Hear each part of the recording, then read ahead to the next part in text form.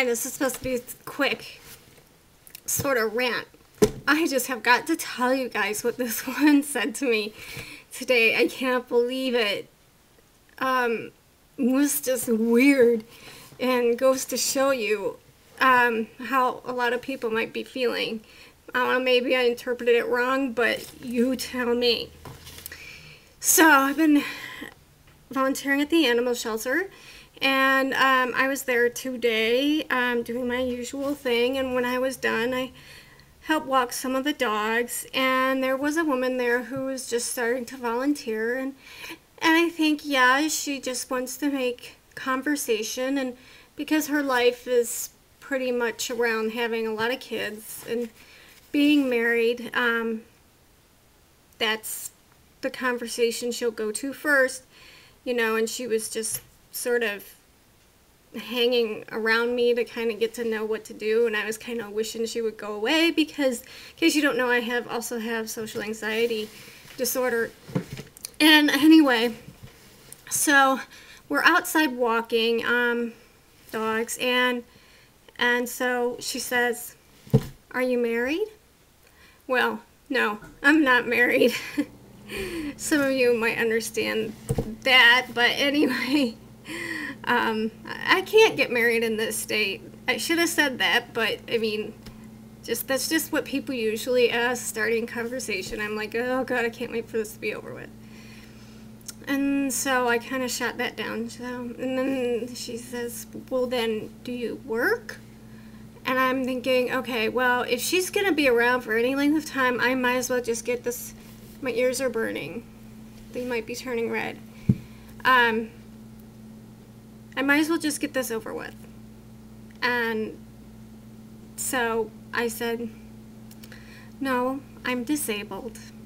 And she looks at me and she says, well, you look really good, or you look pretty good anyway. And I'm like, okay, now, is she saying I look good for someone who's disabled? Or is she saying, but you look fine? What do you mean disabled? Don't know. And I'm going for number 2. You look fine. You look good, so what do you mean? And so I said, tapped my head, and I said, my disability is up here. It's not really my physical body that's disabled. So, everybody out there, hello. Disabilities are not always visible. And in fact, I may even be behaving relatively pretty good for someone who's disabled. In fact, I'm in the middle of a mild to moderate depressive episode, but, you know, contact me a few months, you know, back when I was in the middle of a mixed episode, and you might understand what I mean about my disability being up here, you know, when there's the delusions and things and that like that, and it just, you know, it just goes to show that we're not all on the same page. It was just bizarre. Do you think maybe she meant you look, well, you look really good or pretty good, and now my brain's losing exactly what she said. I tend to get more of a feel for what people said than exact words sometimes. Anyway, it was a little insulting either way. You know, like, well, you get around and you look good for being disabled, so what do you mean? Or, oh, you're disabled, well, you look really good for someone who's disabled. Like, what am I supposed to look like? No, I don't have a wheelchair, crutches, or a limp. I have a limp in my brain. You know, there some things not functioning properly in my brain. I mean, for all she knew, I could just had epilepsy, you know, and dropped down and had a seizure and been like, there. You know, in a way, bipolar is a little bit like epilepsy, you have these episodes of anyway. Okay, so maybe there's a chance, a little tiny chance, that I misinterpreted what she meant. Maybe she just didn't know what to say. I don't know, but this is someone that I'm going to be scuttling off in the opposite direction. Because she also, by the way, I'm sorry to the parents out there, you know, I do it with my dogs, but unsolicited, she showed me a picture of her baby. Oh yes, it's adorable. They're all adorable.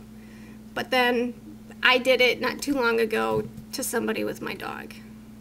So, the new dog. And she was like, anyway.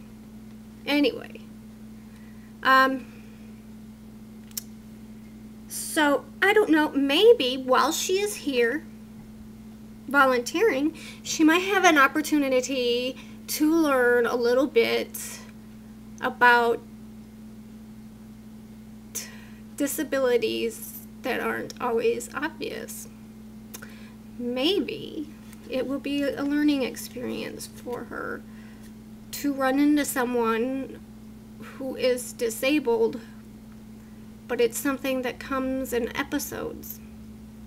And stress and lack of sleep, which stress causes, is a primary trigger for those episodes. And I must monitor stress and sleep carefully in doses, because I have the potential to be very obviously mentally disabled. You know, if I didn't do what I'm supposed to do and take care of myself, I'd mumble down the streets with a freaking shopping cart, you know.